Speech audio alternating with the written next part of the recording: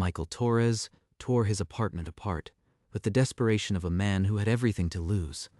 The wallet was gone, and in that wallet was $500, rent money from 3 families who could not afford a single missed payment. That morning, he had collected each crumpled bill from trembling hands. Mrs. Delgado, the Johnsons, Mr. Henderson. Their safety net, now vanished. I had it right here. I know, I did. He checked the same drawer 3 times, as if hoping the wallet would simply materialize. He saw Mrs. Delgado's little girl clutching her mother's hand, an image that cut deeper than any accusation. If I lost this money, I might as well tell them to pack their things. The apartment looked like a storm had hit. Still, no wallet. This can't be happening. Exhausted and hollow, he sank onto the couch, head in his hands, and then a knock at the door. He pushed himself off the couch and pulled the door open. A woman he had never seen stood there, his worn wallet resting in both her hands. Is this yours? I found it on the sidewalk outside the bus stop. You have no idea what this means to me. Thank you, thank you, thank you. He took the wallet with unsteady fingers and flipped it open. The cash was still tucked inside. There was $500 in that wallet, and I touched none of it. He counted the bills twice. Every dollar was there. I can't just let you walk away. Please, let me give you a reward. Number. My mother taught me that returning lost things is just what should be done. She said it with such quiet conviction that Michael felt the floor shift beneath him. He watched her, wallet clutched in his hand, already certain he could not let this woman disappear from his life. At least let me buy you a coffee. Just a coffee. Really, it's not necessary. I am just glad I could help. I'm Michael, by the way. Michael Torres. Jessica Lane. I work at the little shop on 5th. You'll probably see me there. She gave a small, almost shy smile and stepped back into the hallway. She wouldn't take a dime. What kind of person does that? He sat alone on the couch, wallet open in his lap, and replayed her words until they became a quiet command. By morning, he'd made up his mind. He was going to her shop, not with a reward, but with a real thank you. He tucked the wallet into his back pocket, still heavy with the $500, and stepped out. The bell above the shop door chimed as he walked in, his heart hammering for a reason he didn't entirely understand. Behind the counter, Jessica looked up from arranging a shelf, and Michael felt his throat tighten. He held a small envelope in his hand. Jessica, I wanted to give you this. A proper thank you. She opened the envelope carefully. 2 $50 bills slipped out and landed on the counter. What is this? I told you no reward. She set the money and the card on the counter and stepped back, her jaw tight. I am sorry. I didn't mean to insult you. I had to try. A long pause stretched between them. Then Jessica's gaze met his, a crack in her resolve. My mother returned a lost purse once, full of cash. She said the only payment is knowing you did right. The words landed like a stone. He understood now. This was not stubbornness. It was legacy. He picked up the card, leaving the money untouched, and gave a slow, sincere nod. Something shifted between them. That evening, Michael walked into his building and caught the tail end of a conversation he was never meant to hear. A neighbor mentioned seeing a woman at the bus stop bend down and pocket cash from a wallet. The same bus stop, the same night. The description fit Jessica. Michael's stomach turned cold. They're wrong. She wouldn't do that. He locked his door, pulled out the wallet, and counted every bill again. 5 crisp hundreds, exactly as she'd returned. No missing money, not a single dollar short. But the whisper had already planted its seed. You are spreading lies about a woman you don't even know. The neighbor just shrugged, muttering that he knew what he saw. The stain of suspicion wouldn't wash off so easily. I won't let them drag her name through the mud. She deserves better. The weight of defending a woman he barely knew settled on his shoulders, heavier than any wallet could be. The next afternoon, Michael walked into the shop again. No thank you envelope in hand, only the quiet need to see her. Jessica stood behind the counter, her pale blue blouse wrinkled, dark circles under her eyes that she hadn't covered up. Jessica, you look exhausted. Are you feeling all right? She gave a tight smile, then quickly shuffled a pile of envelopes under a newspaper. I am fine. Just a long week. You know how it is. She's wound so tight, she might snap, and she thinks I can't see it. He lingered for a few awkward minutes, then finally said goodbye and headed for the door. Just before stepping outside, his eyes caught a piece of paper that had slipped from under the newspaper pile, the corner of an envelope. Property management, with a red overdue stamp.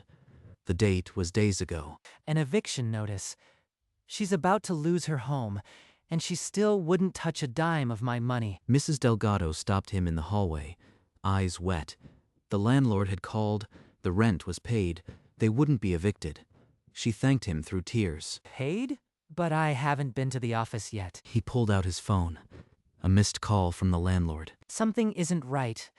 I need to call him back. He dialed back, and the landlord's answer turned his world inside out.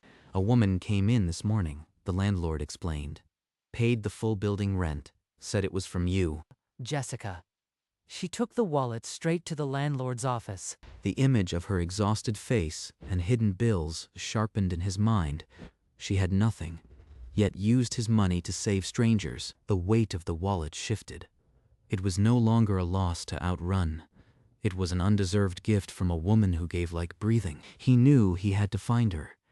Not to thank her, but to understand a decency that felt almost sacred. He ran to the shop, but the door was locked, the lights out.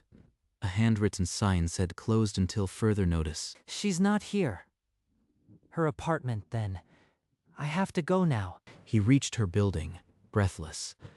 A neighbor cracked the door just enough to deliver the news. She was being evicted, packed and ready to leave. A note was taped to her door. Gone. Thank you. Nothing else. He pulled out his phone and called her number. It went straight to voicemail, a flat, automated message. Voicemail. She's already gone. He remembered the boxes stacked in her apartment the last time he was there. She was already halfway out the door. If I don't find her now, I might never be able to tell her what she did. I won't stop until I find her. Every bus station, every shelter. He started with the bus station across town, hoping a ticket agent might have seen a woman with tired eyes and a pale blue blouse. The ticket agent remembered her. A bus to Maplewood. The last one tonight. Michael didn't hesitate. He bought a ticket and ran. Through the terminal doors, the exhaust of a bus curled into the dark. He sprinted toward the sound, shoes slapping wet pavement. The bus was already rumbling. Doors sealed shut. Through the grimy window, he saw her. Pale blue blouse, head resting against the glass. She's right there. After everything, I found her. Their eyes met through the smudged window. For one held breath, the world outside the glass disappeared. The driver revved the engine, a low growl that shook the platform. The bus lurched forward an inch. Michael didn't move, his palm pressed flat against the cold glass, as if he could will her to stay. Don't go. Please, not yet. She stared back, unblinking, as the bus began to roll slowly toward the exit. The choice hung in the air between them. And then, for reasons Michael would never fully understand, he saw her mouth form a word he couldn't hear. The word became motion. Jessica shot up from her seat, waving frantically at the driver. The brakes squealed. The bus shuddered to a stop, doors hissing open like a held breath released. She stepped off, bag clutched to her chest, and the bus pulled away into the night, leaving them alone under the station lights. Why did you come here? I don't owe you anything. I couldn't let you disappear. Not like this. What do you want from me, Michael? I want you to know, you saved more than you'll ever understand. But the words won't come. The station emptied around them. Only the hum of distant traffic and the weight of unsaid things. You chased a bus. That's not normal. So why? He had followed her across the city, and now the answer had to be worth everything. But all he could feel was the wallet in his pocket, heavy with what she'd done. That money in the wallet wasn't mine, Jessica. It was rent from 3 families in my building. Families who would have been on the street. What? I don't understand. When I called the landlord, He told me a woman had come in that morning and paid the whole building's rent. Said it was from me, but I hadn't gone yet. Her eyes flickered, a single crack in the wall she had built. It was you, Jessica. You took the wallet to the landlord's office before you ever knocked on my door. I saw the address on your ID and thought the money belonged there. I didn't know there were families. I didn't know it was rent. In his mind, he saw Mrs. Delgado clutching her daughter, the Johnsons hugging on the landing, all because of a woman who owed them nothing. I was just trying to do the right thing. The right thing saved 3 families from losing their homes, and you did it with your own eviction hanging over your head. She said nothing. There were no words for a moment that large. Only the hum of the station and the silent weight of a wallet that had changed everything. I am not a hero. I just did what anyone would do. Most people wouldn't, especially when they're facing eviction themselves. I saw the overdue notice on your counter. You are struggling, and still you gave everything. You saw that? I've been so ashamed. That's exactly why I chased you. Not to thank you, but because anyone that decent, I simply don't want to lose track of. He let the words settle, then asked the question that had been building since the moment she knocked on his door. Have coffee with me. Not a reward. Just a chance to know you. The invitation hung in the air, as fragile as her faith in people had been. Please say yes. You've given so much. Let me give this back. The bus was gone. The city slept. And a woman who had nothing was being offered everything, if she could bring herself to accept it. I've been alone since my mother died. Trusting people has been hard, but you chased a bus for me. Yes, I'll have coffee. She said it like she was testing whether the ground would hold. And your eviction. Let me help. I know people. Not yet. Tonight, I just want to sit and talk. He nodded, not pushing, understanding that some gifts take time to accept. They started walking, side by side, toward a diner where the coffee was cheap and the chairs mismatched. Don't mess this up. She's giving you a chance. The streetlights flickered on as they passed, one by one, like the world was making way. I haven't wanted to keep track of anyone in a long time. Maybe it's time. He didn't answer, just fell into step beside her. And for a few blocks, the silence wasn't heavy. It was the beginning of something. The diner was all cracked vinyl, and the tired scent of coffee that had been on the burner too long. They slid into a booth near the window. My mother was a waitress just a few blocks from here. One night, a woman left a purse with $300 in it. Her whole paycheck. $300 is a lot for a waitress to turn in. She didn't hesitate. Tracked the woman down and returned every cent. She said, "Money you didn't earn leaves a hole in your character." She touched the locket at her throat, the one her mother gave her, like a compass needle pointing toward decent. Jessica, my building has a vacant unit. You can stay there until you are back on your feet. No strings. I don't want pity, Michael. It's not pity. It's practical. You need a place. I have one. You'd be helping me keep it from sitting empty. Maybe after coffee. He didn't press. That one word, maybe, was a door left open. I've carried this wallet every day since that night. The $500 inside, I haven't spent a dime. This key is to the vacant unit in my building. Use it whenever you are ready. No pressure. And this envelope, a job reference. I know the director at the community center. They need someone with exactly your kind of integrity. She stared at the key and the envelope, her throat too tight to speak. You really don't give up, do you? Not on things worth keeping. Slowly, she closed her fingers around the key and the envelope, then glanced at the wallet still open between them. $500. And you never spent a cent of it. It's not about the money. Not anymore. Outside the diner window, the first light of dawn touched the empty street. The coffee cups were cold, but neither of them noticed. Something broken had begun to mend. A week later, Jessica stood in the doorway of the vacant unit. The key felt cool in her hand. Michael carried a box of her belongings inside, everything she owned. It's small, but it's mine. It's yours as long as you need it. No strings. They hadn't finished unpacking when a neighbor appeared. an elderly woman with a little girl hiding behind her skirt. The woman's voice cracked as she spoke. "We know what you did. You saved our home." The little girl stepped forward, clutched a piece of paper in both hands, a hand-drawn card with "thank you" in wobbly letters. I didn't do it for thanks. I just did what was right. That evening, they sat on the front steps as the sun bled orange over the rooftops. I think I am staying. Michael didn't answer. He simply turned his hand over, let his fingers lace with hers, and for the first time in years, the future didn't feel like something to survive. Every morning, before the city woke, they'd share coffee on the same front steps where she'd once said she was staying. I never thought I'd look forward to a cup of burnt coffee this much. It's not the coffee, it's the company. The $500 bill stayed folded in Michael's wallet, a reminder of the day everything pivoted. He never spent it. One afternoon, sitting in the sun, Jessica unclasped her mother's locket and held it out to him. There's a note inside. She wrote it when she was sick.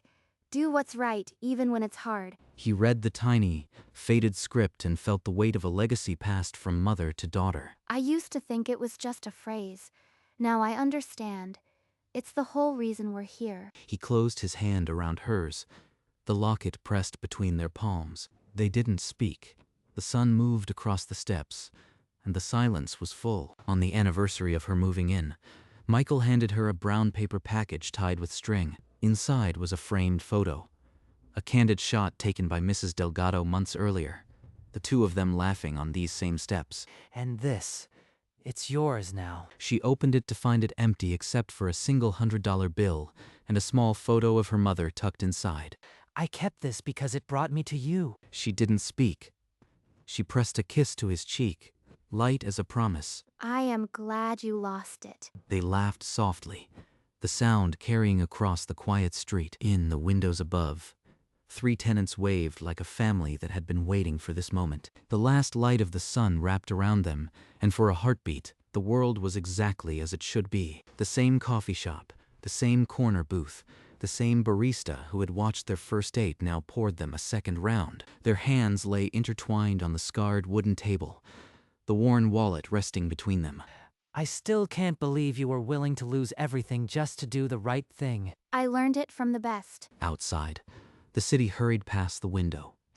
Inside, time didn't matter. Thank you for being so stubbornly good. She smiled and signaled the barista for another round.